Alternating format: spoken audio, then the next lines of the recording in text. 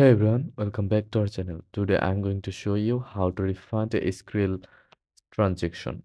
First of all, log into your Skrill account using your email and password.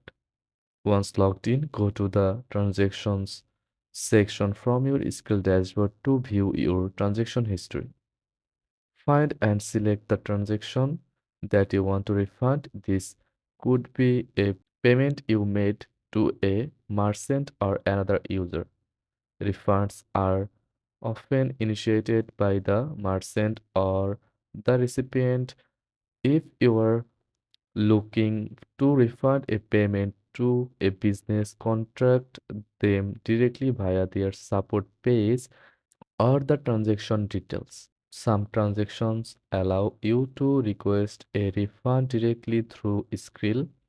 If available, simply click the Request Refund option and follow the instructions. Once you have submitted the refund request, you will receive a confirmation email. Refunds may take a few days to process depending on the merchant or the method used. Keep an eye on your Skrill balance. Once the refund is processed, the funds will be credited back to your account.